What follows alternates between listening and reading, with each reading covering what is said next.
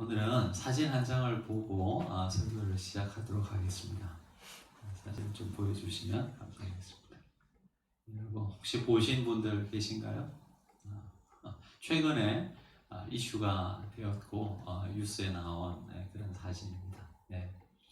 한 흑인의 모습을 볼 수가 있는데요. 이 사진은 지금으로부터 116년 전 1904년에 찍은 사진입니다. 여기에 나오는 이 흑인의 이름은 오타벤가라는 사람입니다. 이 사람은 지금의 이 아프리카 콩고에 있었던 사람인데 콩고에서 납치되어 가지고 미국으로 끌려와서 미국 뉴욕에 있는 브롱크스라는 동물원에 원숭이들과 함께 한 우리에 이제 거하면서 동물과 같이 취급을 받았습니다. 미국의 언론인 파멜라 뉴커크라는 사람이 이 사람의 행적을 추적을 해서 결국은 최근에 그 동물원으로부터 이런 인권 유린을 당한 것에 대해서 사과를 받아냈다는 그런 이제 기사가 최근에 그 언론을 통하여서 보도가 되었습니다. 네, 꺼주셔도 됩니다. 여러분, 이 이야기가 우리에게 시사하는 바가 무엇이겠습니까? 여러 가지 우리 인권이라든지 이런 것들에 대해서 우리가 생각할 수 있는데 인간이라는 존재는 언제나 우리 호기심의 대상이 될 수는 없다라는 것이죠. 호기심으로 인간을 대상으로 할 때 늘 끔찍한 일이 일어났다는 것을 우리는 인류 역사를 통해서 볼 수 있습니다. 2차 세계대전 때 여러분 일본이 저지른 만행들이 있는데 여러분 731 부대라고 들어보셨죠? 인간을 마루타라고 그냥 실험 대상으로 여기면서 행해졌던 수많은 그런 끔찍한 일들 우리가 볼 수 있습니다. 여러분 인간은 어떤 순간에도 목적이지 수단이 될 수는 없다라는 것을 우리는 꼭 기억해야 할 것입니다. 하물며 여러분 우리가 섬기는 하나님을 우리 인간의 호기심의 대상으로 만들 때 어떤 일들이 벌어지겠습니까? 근데 여기에 오늘 본문에 그 신을, 그 하나님을 단지 호기심의 대상으로만 생각했던 사람들이 나옵니다. 바로 오늘 우리가 살펴볼 이 아덴 사람들입니다. 지금의 아테네죠. 이 지금의 아테네, 당시는 아덴이라고 이렇게 우리가 칭하고 있는데 인구 약 5,000명의 소도시였습니다. 지난주에 말씀드렸죠. 데살로니가는 약 인구 15만 명이 살던 이 마게도냐의 행정수도로서 굉장히 큰 도시였지만 이 아덴은 약 5,000명밖에 살지 않는 소도시였습니다. 정치적으로 중요한 곳도 아니었고요. 상업적으로 생각해 본다면 우리가 잘 아는 이 고린도라는 도시에 비교할 수 없는 그런 작은 도시였습니다. 단지 그곳은 이 대학의 소재지로 여러분 이 세계 지성의 그런 성지였다라고 우리가 알고 있죠. 바로 이곳에 바울이 도착하게 됩니다. 자, 바울이 이곳에 도착해서 그가 처음 느낀 감정이 무엇이었는지 우리 16절의 말씀을 같이 한번 읽어보시겠습니다. 바울이 이 도시에 도착하자마자 어떤 감정을 처음 느꼈는지 같이 한번 보시겠습니다. 시작. 바울이 아덴에서 그들을 기다리다가 그 성에 우상이 가득한 것을 보고 마음에 격분하여. 그들이라고 하면 바로 실라와 디모데였습니다. 그들은 이제 이 베레아에 남겨두고 이 아덴에 이제 바울이 먼저 오게 되는데 먼저 와서 그 도시를 봤을 때 그 도시에 우상이 가득한 것을 보고 마음에 격분했다고 했습니다. 여러분 아테네에서 가장 유명한 건축물이 있죠. 뭐죠? 바로 파르테논 신전이죠. 여러분 지금도 이렇게 과학 문명이 발달된 시대를 살고 있지만 그 아테네라는 도시에 가서 파르테논 신전을 보는 사람들마다 여러분 경탄을 하는 그런 모습을 보게 됩니다. 이 파르테논 신전은 아마도 이 유네스코 세계유산에 등재되어 있을 겁니다. 지금도 가면 그 건축 양식이나 규모를 보면서 놀라게 되죠. 지금 사람들도 놀라는데 여러분 2000년 전 바울이 살던 그 시대 사람들이 그 건축물을 처음 봤을 때 얼마나 그 화려하면 놀랐겠습니까? 지금은 없지만 그 예전에는 그 파르테논 신전 안에 황금으로 만든 여러분 아테나 신상이 있었다고 합니다. 그러니까 햇볕이 쫙 비치면 그 건물 안에서 그 황금에 비춰진 그 여러분 아테나 신상이 얼마나 화려하게 그 사람들을 매료시켰겠습니까?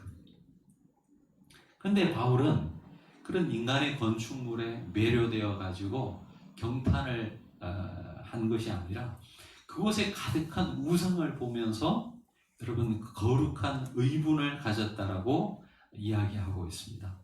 오늘 이 말씀에 이 격분하다라는 단어, 마음에 격분하여라고 하는 이 단어는 헬라 원어의 그 뜻을 보면 그의 영혼을 억제할 수가 없었다, 이런 의미를 담고 있다고 합니다. 그러니까 여러분 그 성에 가득한 우상을 보고 또 그 우상을 섬기는 그 아덴 사람들의 모습을 보면서 바울이 막 주체할 수 없는 그런 감정을 느꼈다라는 것이죠. 여러분 중에 만리장성이나 피라밋, 그 이집트의 카이로에 있는 피라밋을 본 그런 분들도 있을 겁니다. 여러분 그 앞에 가면 어떻습니까? 지금도 보면은 엄청나게 그 큰 건축물 앞에서 여러분 아마 입이 떡 벌어져서 한동안 말을 못 하실 거예요. 저도 그 앞에 가서 보니까요, 정말 대단하더라고요. 근데 가만히 생각을 해보면 그 위대한 인간의 건축물 앞에 경탄을 자아내지만 조금 지나고 생각을 해보니까요, 참 마음이 그렇게 좋지만은 않았습니다. 여러분 지금처럼 중장비가 그렇게 발달된 그런 시대도 아니었습니다. 그 건축물이 어떻게 지어질 수 있었겠습니까? 그리고 그 건축물이 지어지기까지 얼마나 많은 생명들이, 얼마나 많은 노예들이 그곳에서 죽음을 당했겠습니까? 얼마나 많은 사람들이 동원되고 자기가 사랑하는 가족들을 떠날 수밖에 없었고 강제로 그런 노역에 동참할 수밖에 없었는데, 그런 수많은 생명들의 울부짖는 소리를 여러분 들으면서 정말 마음이 아팠던 그런 기억이 있습니다. 어떤 외면의 어떤 화려함을 보기 전에 그것이 담고 있는 이야기들, 그런 역사들을 우리가 좀 볼 수 있었으면 좋겠는데, 여러분 바울이 그런 마음을 가졌다라는 거예요. 살아가면서 저와 여러분이 살아가는 이 삶의 현장에서 저와 여러분은 어떻습니까?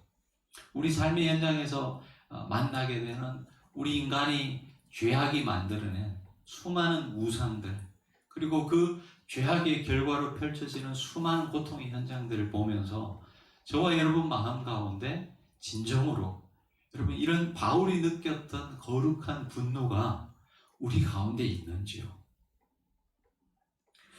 하나님 나라가 이 땅 가운데 온전히 이루어지지 않는 이 현실의 모습을 보면서 안타까운 마음이 저와 여러분의 마음 속에도 있는지 한번 생각해 보면 좋겠습니다. 이런 예를 한번 들어봅시다. 여러분이 살고 있는 집이 막 1년에 1억씩 오르고 2억씩 오른다고 생각해 보십시오. 그리고 그 집이 내 집이라고 한번 생각해 보시기 바랍니다. 우리 집이 그 집값이 그렇게 올랐으니 너무 좋다, 이렇게 고백하실 수도 있겠지만, 여러분 세상 사람들은 그렇게 말할지 모르지만 우리 믿는 사람들은 그럴 수 없다는 것이죠. 여러분 집값이 도대체 1년에 1억, 2억씩 오르면 그런 집을 살려면 도대체 1년에 얼마를 벌어야 되는가요? 그리고 우리가 정당하게 노동을 해서, 일을 해서 그런 집을 살 수 있겠습니까? 모르겠습니다. 정말 그런 집을 살 수 있는 사람이 우리 이 세상에 몇 프로 정도 되겠습니까? 그렇죠? 이런 안타까운 현실을 우리가 맞으면서 우리 집값이 올랐다라고 해서 그렇게 기뻐할 일이 아니라는 거예요. 하나님의 나라는 의와, 그렇죠? 정의와 평강과 희락이라고 했는데, 여러분, 이 땅에 의가 없고 평강이 없고 참된 기쁨이 사라진 이 시대에, 이 세상의 현실을 보면서 저와 여러분의 마음 가운데 이 바울이 느꼈던 이 거룩한 분노가 진짜 있느냐 하는 것이죠. 그냥 내 삶에 아무런 문제가 없으니까 괜찮다, 그렇게 무관심한 모습으로 세상을 살아가지 않고, 여러분, 하나님 나라를 꿈꾸며 그 하나님 나라가 우리의 삶의 현실이 될 때까지 그 안타까운 마음을 갖고 하나님을 향한 이 거룩한 분노를 우리의 삶에서 회복할 수 있기를 바랍니다. 그래서 우리는 여러분 뉴스를 보면서 기도할 수 있어야 된다고 생각합니다. 세상의 이 안타까운 소식을 들을 때마다 주여 우리를 불쌍히 여겨 주시옵소서, 이 땅을 회복시켜 주시옵소서, 이런 기도가, 이런 탄식의 소리가 우리의 삶 속에 있어야 된다는 것입니다. 그것을 사도 바울은 오늘 우리에게 보여주고 있는 것입니다. 자, 이 바울이 아덴이라는 도시에 가서 이제 이 아덴 사람들을 만나게 되는데, 아덴 사람들은 어떤 성품을 가지고 살아갔던, 어떤 삶의 모습을 갖고 살아갔던 사람들인지 이 누가가 우리에게 알려주고 있는데요. 22절의 말씀을 같이 한 목소리로 읽었으면 좋겠습니다. 아덴 사람들이 도대체 어떤 사람들이었는지 우리 22절의 말씀을 같이 읽어보시겠습니다. 바울이 아레오바고 가운데 서서 말하되 아덴 사람들아 너희를 보니 범사에 종교심이 많도다. 여기 보시면 이 아레오바고가 나오죠. 아레오바고는 이 파르테논 신전에서 조금만 밑으로 내려오면 있는 뭐 그런 뭐 광장이라고도 할 수 없고요. 뭐 산 중턱에 있는 그냥 작은 나지막한 그런 이제 곳인데, 그곳에서 바로 그 파르테논 신전이 보이거든요. 아마도 이 파르테논 신전을 보면서 바울이 그 앞에 모여 있는 사람들에게 말했던 것 같아요. 아덴 사람들아 너희를 보니 범사에 종교심이 많도다라고 했습니다. 헬라인들은 온갖 종류의 신을 만들고, 그리고 그 신들의 얽힌 이야기를 만든 사람들이었습니다. 그러니까 이 바울의 이 지금 표현이 정확한 거죠. 그들은 종교심은 많았지만, 그러나 그 종교심이라고 하는 것은 우리가 생각하듯이 여러분 자신의 삶을 드리고 그 절대자 앞에 우리의 삶을 드리고 그 절대자를 위해서 내 삶을 헌신하고 바치는 그런 종교심은 아니었습니다. 그들에게 있어서 이 신이라는 존재는 단순히 그들의 지적 호기심의 대상이었습니다. 18절에 보시면 이 아덴 사람들이 이 바울을 향해서 이렇게 이야기합니다. 어떤 에피쿠로스와 스토아 철학자들도 바울과 쟁론할세. 어떤 사람들은 이르되 이 말쟁이가 무슨 말을 하고자 하느냐라고 합니다. 이 말쟁이. 이 말쟁이라는 헬라 단어는요, 씨나 이 종자라는 뜻을 가지고 있는 스페르마라는 단어와 그리고 이 수집하다는 그 레고라는 이 단어의 합성어입니다. 이 새가 곡물을 쪼아 먹듯이 지식을 단편적으로 끌어모으는 사람, 그런 의미를 담고 있습니다. 그러니까 어떤 말을 하는지 그냥 한번 보자, 그냥 그렇게 그냥 좀 비꼬는 투로 이야기하는 것입니다. 그리고 어떤 사람들은 이방 신들을 전하는 사람으로 그렇게 바울을 오해하기도 했습니다. 이들은 바울을 신들을 전하는 자로 여긴 것은 이 18절에 이 신들이라고 그러잖아요. 복수형을 쓰고 있는데, 이 18절에 나오는 예수의 부활이라는 이 단어 가운데 참 재미있는 표현인데요. 요게 예수라는 단어는 남성이에요. 남성형이에요. 근데 부활이라는 단어는 또 여성형을 쓰고 있어요. 우리 한국말에는 남성, 여성이 그렇게 구분되어 있지 않잖아요. 근데 이 헬라어에는 어미 변화에 따라서 이 단어가 남성인지 여성인지 아니면 중간형인지 다 결정이 되어 있거든요. 근데 여기 예수의 부활이라는 이 단어는 남성과 여성의 혼합이에요. 그러니까 아마도 이 헬라 사람들이 자신의 이 신관을 생각하면서 이 예수의 부활을 마치 남성과 여성의 이 조합 정도로 생각했던 것이죠. 21절에 또 이렇게 나옵니다.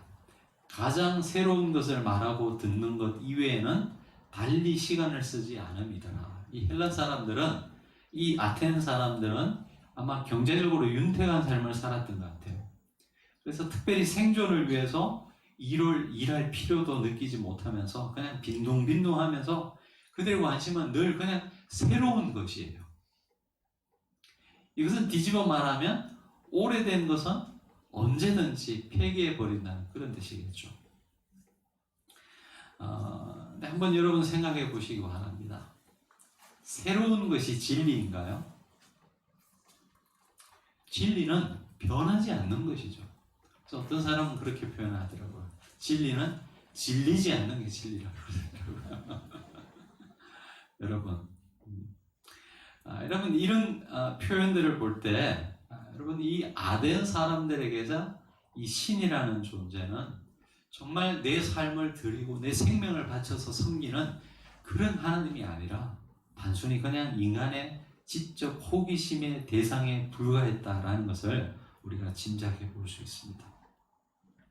자, 저와 여러분은 주일마다 예배 자리로 나와서 예배를 드리고 있는데 여러분 이 자리에 나올 때, 여러분 가정에서 이 예배 자리로 나올 때 어떤 마음으로 나오시는지요? 오늘은 저 목사가 무슨 말 하는지 한번 들어보자. 이런 호기심으로 나오시는지요? 여러분 간절한 마음으로 말씀을 기다리시고 여러분 저 목사를 통해서 어떤 말씀을 주시든지 하나님 내가 그 삶에 그 말씀에 내 삶을 걸겠습니다. 이런 마음으로 여러분 우리가 예배의 자리로 나와야 될 줄로 믿습니다. 그래서 이 프랑스의 유명한 수학자요, 철학자요, 또 신학자였던 파스칼은 이런 고백을 합니다. 철학자의 신도 아니요, 과학자의 신도 아니요, 수학자의 신도 아니었다. 아브라함의 하나님이요, 이삭의 하나님이요, 야곱의 하나님이었다. 내가 신을 찾을 때 신은 숨어버리시더니 내가 그 앞에 엎드릴 때 신은 나를 품어주셨다. 찬양할지어다. 여러분 우리가 믿는 하나님은 그분 앞에 우리의 무릎을 꿇고 겸손히 나아가는 자들에게 그분 자신을 보여주시는 인격적인 하나님이시라는 것을 그의 고백은 우리에게 말씀해주고 있습니다. 종교심은 많고 신을 알고 싶어하는 마음이 있었지만 그러나 그들의 그 호기심은 단순한 지적 호기심이었다는 것을 우리가 알 수 있습니다. 이제 그들을 향해서 바울은 참 하나님을 소개하고 있습니다. 24절부터 바울이 그 하나님을 이제 설명하고 있는데요. 우리 24절의 말씀을 한번 읽어보시겠습니다. 바울이 도대체 하나님을 어떻게 고백하고 있는지 한번 보시겠습니다. 우주와 그 가운데 있는 만물을 지으신 하나님께서는 천지의 주제시니 손으로 지은 전에 계시지 아니하시고. 보시면 여러분 이 바울이 복음을 전할 때마다 그 대상이 어떤 사람들이었는지 굉장히 고민했던 그 흔적을 볼 수 있습니다. 루스드라에서 여러분 어쩌면 좀 지적 능력이 떨어지는 그런 사람들에게 복음을 전할 때는 이 자연 만물 가운데 나타난 그 하나님의 자연 계시를 들어서 복음을 전합니다. 근데 오늘 말씀을 보면 이 아덴 사람들은 굉장히 철학적이고 논리적이고 사고하는 사람들이었거든요. 그래서 하나님에 대해서 설명할 때 굉장히 철학적인 그런 이야기들을 하면서 설명하고 있다는 모습을 볼 수 있습니다. 하나님이 이 땅에 우리 인간의 몸을 입고 오셔서 우리가 말하는 인간의 언어를 통해서 하나님의 나라를 설명해 주셨듯이 바울도 복음을 전할 때 그 대상이 사용하고 이해할 수 있는 그런 어떤 용어들을 써서 설명하고 있다는 것을 볼 수 있습니다. 24절에서는 이 하나님을 설명하는데 공간의 제약을 받지 않고 초월에 계신 그 하나님을 설명하고 있습니다. 제가 어릴 적만 해도 굉장히 여러분 그 시골 교회였는데 강단이 높았어요. 예. 그래서 그 강단에는 아무나 올라갈 수 없었어요. 올라가면 혼났습니다. 하나님이 계신 성전이기 때문에 올라가지 말아야 돼요. 그래요. 어떤 교회는 이렇게 휘장을 보통 이렇게 빨간 휘장으로 이렇게 치면서 마치 이 구약 시대의 그 지성소 같은 느낌을 만들어 놨거든요. 그리고 하나님은 성전에 계시나요? 어떻습니까? 여러분 우리가 그렇게 만들어 놓았을 뿐이지 하나님이 거기에만 계신 분은 아니시죠. 우리가 믿는 하나님은 공간을 초월해서 계신 분이세요. 그래서 무소부재라는 말을 쓰죠. 하나님이 아니 계신 곳이 없다는 거예요. 하나님은 온 세상 만물 가운데 존재하고 계시죠. 자, 그런 하나님을 소개하고 있습니다. 25절에 또 이렇게 이야기합니다. 또 무엇이 부족한 것처럼 사람의 손으로 섬김을 받으시는 것이 아니니 이는 만민에게 생명과 호흡과 만물을 친히 주시는 이심이라 말씀하고 있습니다. 여러분 출애굽기 3장에서 하나님은 모세를 만났을 때 자신을 나는 스스로 존재하는 자다라고 소개하셨습니다. 무엇이 부족해가지고 인간의 도움을 필요로 하는 그런 분이 아니시라는 거예요. 여러분 하나님이 인간을 창조하셨는데 왜 창조하셨습니까? 하나님이 혼자 뭔가를 하실 수 없어서 그래서 하나님께서 인간을 창조하셨나요? 여러분 이 창조 신화는 우리 기독교에만 있는 것은 아니에요. 옛날 이 중근동 지방에는 많은 창조 신화들이 있었습니다. 바벨론에도 이런 창조 신화가 있었는데요. 거기 보시면은 신이 왜 인간을 만드셨는지에 대한 이유를 설명하고 있는데요. 거기는 이렇게 나와 있습니다. 신이 이 절대자가 자기가 하기 싫은 허드렛 일을 시키기 위해서 인간을 만들었다는 거. 웃기지 않습니까, 여러분? 여러분 창세기에는 하나님께서 왜 우리 인간을 만드셨어요? 뭔가 부족해서 자기가 어떤 교제할 만한 어떤 자유를 가진 인격적 존재가 없어서 마음이 허해서 하나님이 우리 인간을 만드셨나요? 그렇지 않습니다.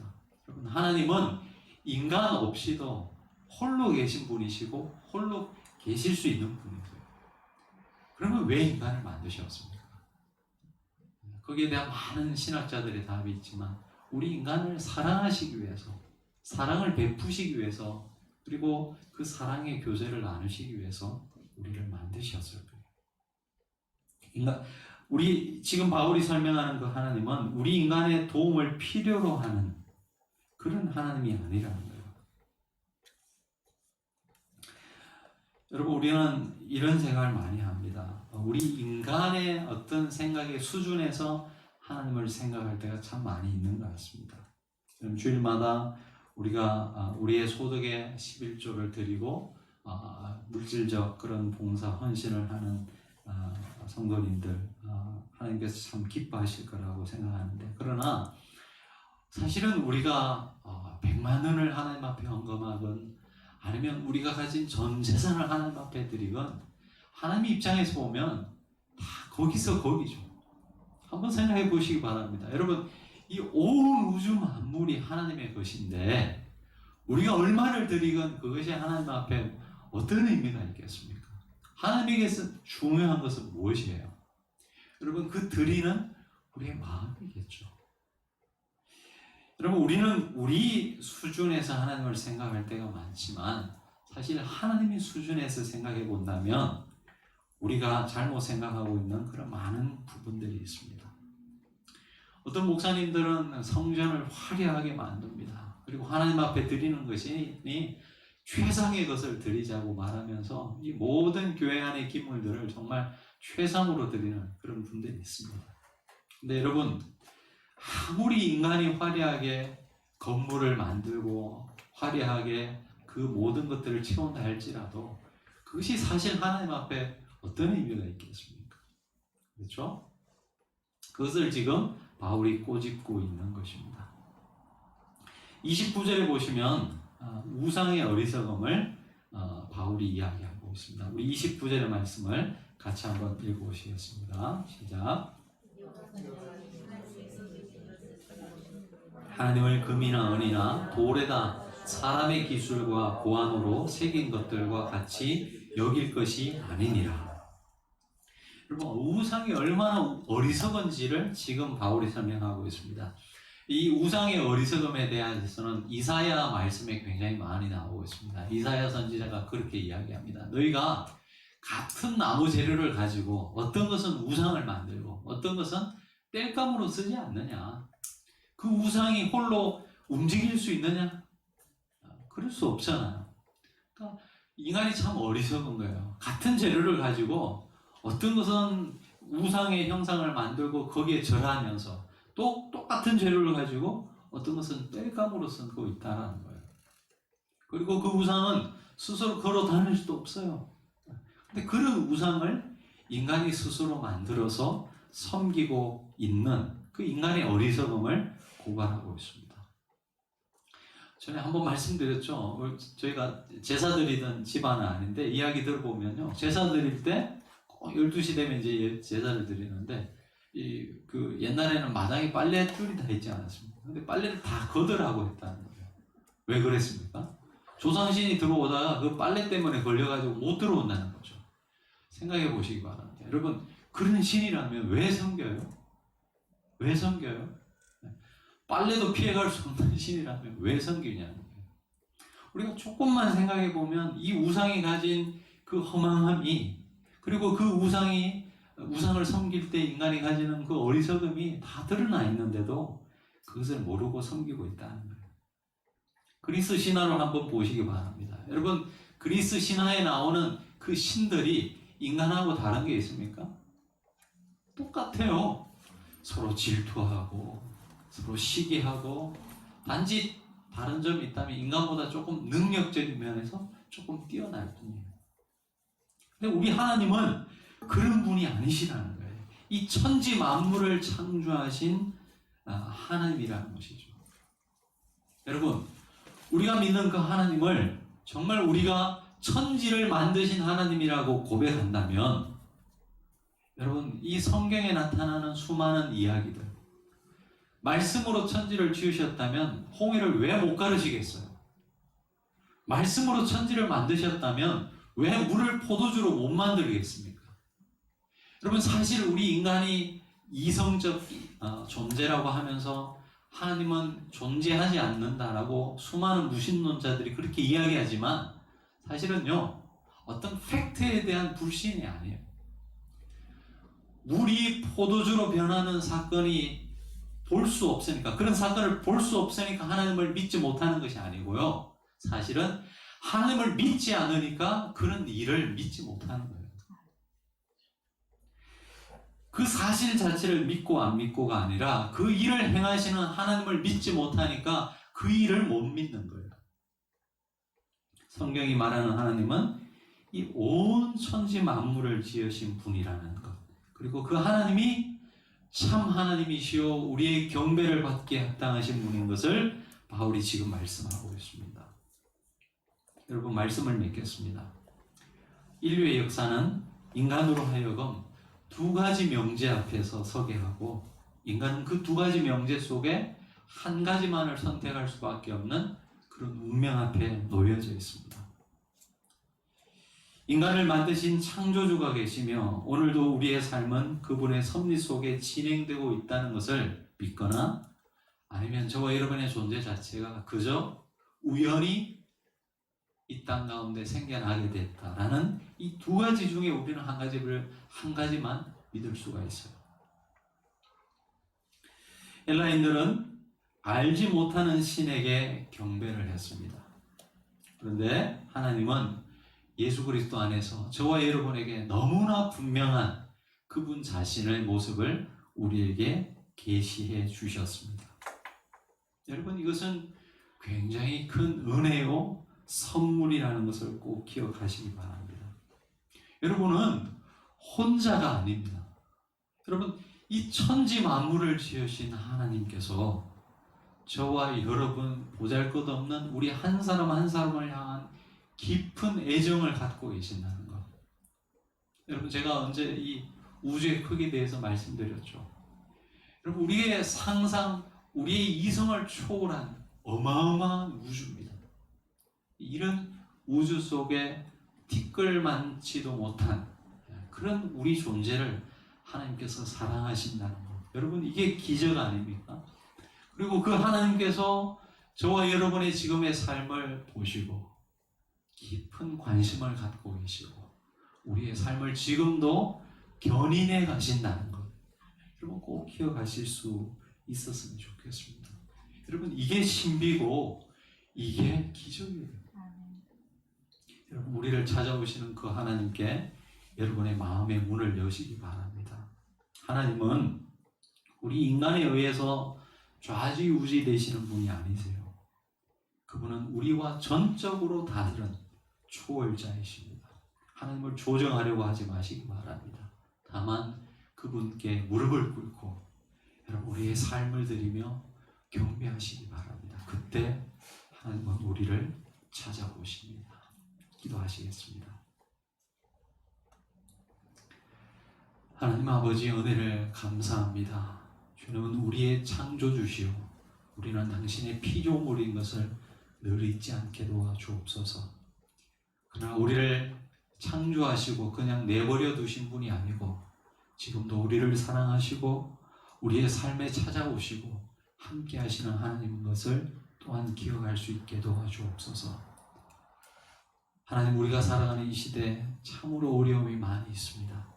그러나 우리 홀로 살아가는 것 아니요, 하나님께서 우리의 삶의 주인 되셔서 지금도 우리를 인도하시는 하나님인 것을 믿음으로 고백하며 나아갈 수 있는 저희 광야의 교회 성도들 한 분 한 분 다 될 수 있도록 역사해 주옵소서. 그 믿음의 선물을 오늘도 저희들에게 허락해 주시기를 원하며 예수님 이름으로 기도합니다. 아멘.